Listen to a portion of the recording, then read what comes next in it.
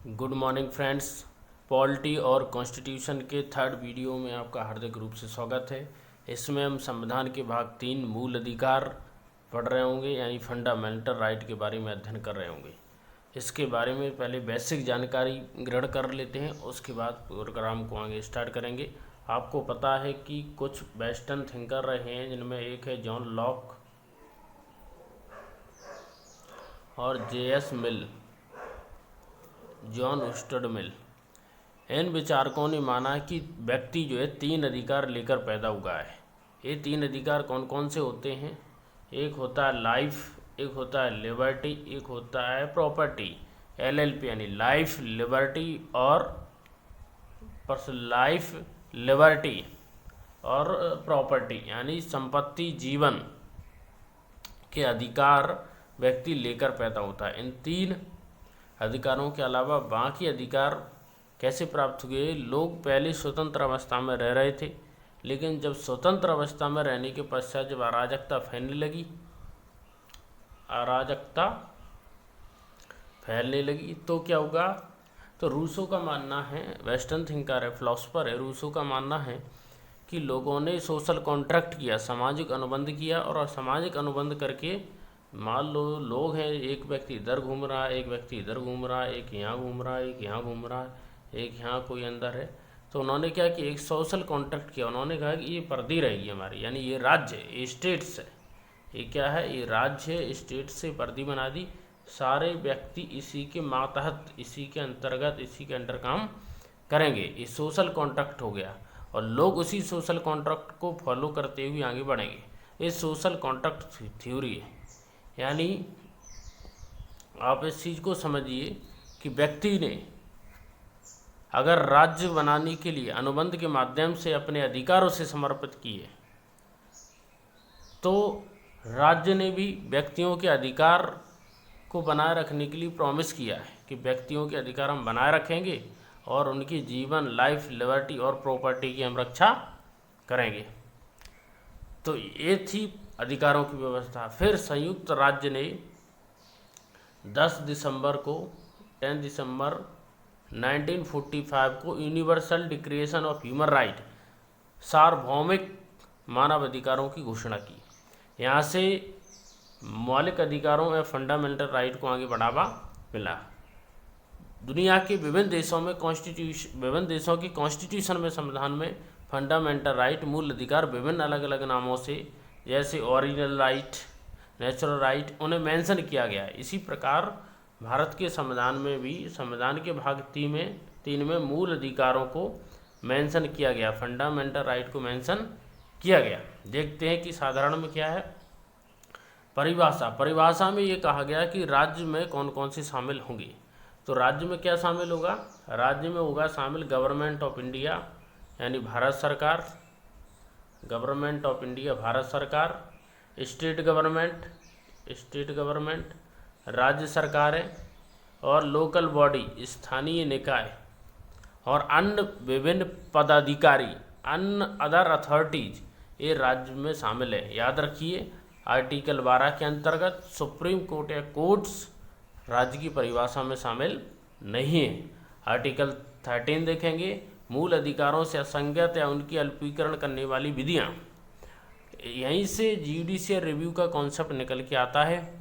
यानी कोर्ट को ये राइट है, चाहे वो सुप्रीम कोर्ट हो या फिर हाई कोर्ट हो, ये राइट है कि अगर कोई विधि या लॉ जो पार्लियामेंट या स्टेट लेजिस्लेटर के द्वारा बनाया जाता है और वो कॉन्स्टिट्यूशन से इनकंसिस्टेंट है, यानी असंगत है, या फिर कॉन्स्टिट्यूशन में वर्णित मूल अधिकारों को न्यून करता है, अल्पीकरण करता है, यानी यह तो वो मूल अधिकारों से असंगत है, क्या संसद के द्वारा बनाई गई विधि, या फिर वो मूल अधिकारों को कम करती है, ऐसी विधि को न्यायालय उस सीमा तक शून्य कर देगा या उसे छोटा कर देगा, अल्प कर देगा, जिस सीमा तक वह मूल अधिकारों का उल्लंघन कर रही होगी। इसे ही कहा गया है जुडिशियल रिव्यू, न्यायिक पुनर्समीक्षा। आपने इसके बारे में सुना होगा, इसे बोला जाता है न्यायिक पुनर्समीक्षा। पुनर्समीक्षा, न्यायिक पुनर्समीक्षा यानी जुडिशियल रिव्यू। यही वो पावर है जो आप देखोगे कि संघीय देशों की विशेषता होती है जुडिशियल रिव्यू। जो हम जहाँ पार्लियामेंट्री सिस्टम होता है, यानी यहाँ पर पार्लियामेंट सुप्रीम होती है जैसे इंग्लैंड, तो वहाँ पर जुडिशियल रिव्यू नहीं होगा, क्योंकि वहाँ पर संसद की सर्वोच्चता होती है। जहाँ संविधान की सर्वोच्चता होती है, ऐसे देशों में ही जुडिशियल रिव्यू का कंसेप्ट पाया जाता है। जैसे USA, United state of America, जैसे इंडिया, ये संघीय देश हैं, जैसे कनाडा, तो यहाँ पर जुडिशियल रिव्यू का कंसेप्ट पाया जाता है। आगे हम देखेंगे तो भारत का संविधान का हम अध्ययन कर रहे हैं और इसमें हम अनुच्छेदों को देखेंगे। अनुच्छेद 12 और 13 हमने देख लिया है। अब देखेंगे अनुच्छेद समता का अधिकार, यानी 6 जो फंडामेंटल राइट हमें दिए गए हैं। आपको इस चीज़ को समझना होगा कि जो ओरिजिनल कॉन्स्टिट्यूशन है हमारा, ओरिजिनल कॉन्स्टिट्यूशन में 7 फंडामेंटल राइट दिए गए थे, लेकिन जो 7वां फंडामेंटल राइट है वो प्रॉपर्टी से संबंधित था, संपत्ति से संबंधित था, जो कि आर्टिकल 31 में था। इसे हटा करके हमने संविधान के भाग 12 में, संविधान के भाग 12 में आर्टिकल 300 कैपिटल ए में जोड़ दिया गया है।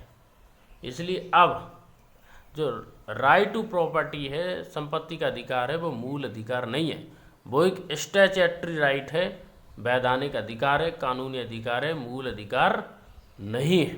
तो वर्तमान में हमारे पास मूल अधिकारों की संख्या कितनी बचती है?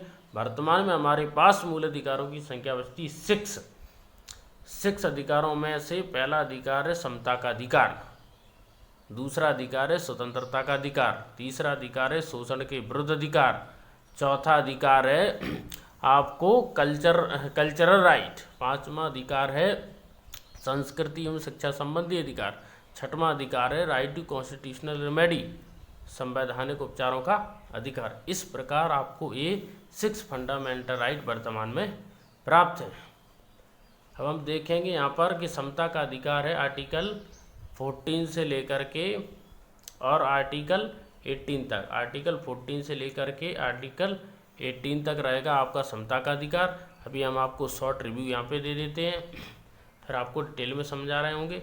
फिर है वाक अधिकार यानी स्वतंत्रता का अधिकार, ये आपको दिया गया है आर्टिकल 19 से लेकर 22 तक। फिर शोषण के विरुद्ध अधिकार, शोषण के विरुद्ध जो अधिकार है वो आपको दिया गया आर्टिकल 23 से 24 तक।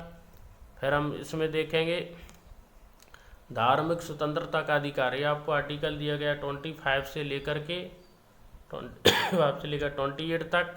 इसके बाद देंगे संस्कृति और शिक्षा संबंधी अधिकार, संस्कृति और शिक्षा संबंधी अधिकार आर्टिकल 29 से लेकर के 31 तक। 31 को हटा दिया गया, अभी समझा चुके हैं क्योंकि वो प्रॉपर्टी से संबंधित था।